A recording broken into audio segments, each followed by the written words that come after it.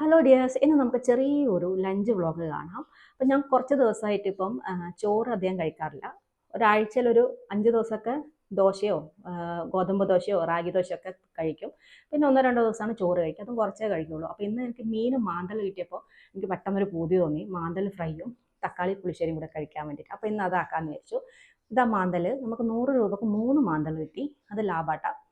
അപ്പോൾ നമുക്ക് മാന്തലൊക്കെ ക്ലീൻ ചെയ്ത് വെച്ചതിന് ശേഷം ഞാൻ ക്യാബേജ് ഉപ്പേരിയാക്കാമെന്ന് വെച്ച് ക്യാബേജ് റെഡിയാക്കി എടുക്കുന്നുണ്ട്. ഞാൻ ഇതുപോലെയാണ് ക്യാബേജ് ഗ്രേറ്റ് ചെയ്തെടുക്കുന്നത്. വളരെ എളുപ്പമാണ്, പിന്നെ നല്ല നൈസായിട്ട് നമുക്ക് കിട്ടും. അപ്പോൾ അതൊന്ന് കഴുകി വെള്ളം വരാൻ വേണ്ടിയിട്ട് ഒരു അരിപ്പയിലിട്ട് വെക്കുക. അപ്പോഴേക്കും നമ്മൾ ചോറ് റെഡിയായി. ഒരു വിസിൽ വന്നു കഴിഞ്ഞാൽ ഞാൻ ഓഫ് ചെയ്ത് വെക്കും. എന്നിട്ട് കംപ്ലീറ്റ് പ്രഷർ പോയി തുറക്കുമ്പോൾ ഇതുപോലെ നല്ല കറക്റ്റ് വേവിൽ കിട്ടും. അപ്പോൾ നമുക്ക് മെയിനായിട്ടുള്ള തക്കാളി പുളിശ്ശേരി ഉണ്ടാക്കാം. വെളിച്ചെണ്ണ ഒഴിച്ച് ചൂടാകുമ്പോൾ കടുക്, ചെറിയ ജീരകം, ഉലുവായിട്ട് പൊട്ടിക്കുക. അതിലേക്ക് ചെറിയ ഉള്ളി, പച്ചമുളക്, ഇഞ്ചി, വെളുത്തുള്ളി എല്ലാം കുറേശ്ശെ മതി, അതും ചേർത്ത് കൊടുക്കുക. പിന്നെ നമ്മൾ 2 തക്കാളി വലിയ കഷ്ണങ്ങളാക്കിയിട്ട് ഒന്ന് വഴറ്റി കൊടുക്കുന്നുണ്ട്. മഞ്ഞൾ പൊടി, കുറച്ച് മുളക് പൊടി അധികം കളർ മാറിപ്പോൾ മഞ്ഞൾ പൊടി ഇട്ടോ. എന്നിട്ട് അതും കൂടെ ഒന്ന് വഴറ്റാം. എന്നിട്ട് ഞാൻ കുറച്ച് ഒരു 1/4 കപ്പ് ചൂടുവെള്ളം ഒഴിച്ചു കൊടുക്കും. എന്നിട്ട് അത് തിളച്ച് കഴിഞ്ഞാലാണ് ഞാൻ മോര് ഒഴിച്ചു കൊടുക്കുക. ഉപ്പ് ഇട്ട് കൊടുക്കുക, ആവശ്യത്തിന് കറിവേപ്പില ഇട്ട് കൊടുക്കുക. ആ വെള്ളം തിളച്ചതിന് ശേഷം മോരോ തൈരോ ഒഴിക്കാം. ഞാനിപ്പോൾ മോരോ ഒഴിച്ചാൽ നമുക്ക് തിളപ്പിക്കാം, പിരിഞ്ഞു പോകില്ല. തൈരാണെങ്കിൽ ഒന്ന് ചൂടാക്കി എടുത്താൽ മതി, അല്ലെങ്കിൽ പിരിഞ്ഞു പോകും. അപ്പം മോരൊഴിച്ച് ഞാനൊന്ന് തിളപ്പിച്ചെടുക്കുന്നുണ്ട്.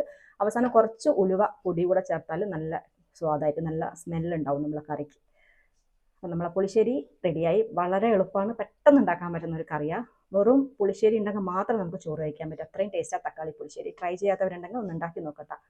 പിന്നെ ഞാൻ ക്യാബേജ് റെഡിയാക്കി എടുക്കുന്നുണ്ട്. ക്യാബേജിലൊന്നുമില്ല, ഉള്ളിയും പച്ചമുളകും ഉപ്പും മഞ്ഞളൊക്കെ ഇട്ടിട്ട് വെളിച്ചെണ്ണയിൽ വെള്ളം ഒഴിക്കാണ്ട് നമ്മളൊന്ന് വേവിച്ചെടുക്കുക. പിന്നെ നമ്മളെ മാന്തളിലേക്ക് മുളകൊക്കെ തേച്ച് വെക്കുന്നുണ്ട്. മഞ്ഞളും മുളകും ഉപ്പും നമ്മൾ സാധാരണ ഫ്രൈ ചെയ്യുമ്പോൾ നമ്മൾ ഇഞ്ചി വെളുത്തുള്ളിയൊക്കെ ചേർക്കില്ലേ, അതിനേക്കാൾ ഏറ്റവും നല്ല ടേസ്റ്റ് സാധാരണ മുളകും മഞ്ഞളും ഉപ്പും മാത്രം ഇട്ടിട്ട് തേക്കുമ്പോഴാണ്.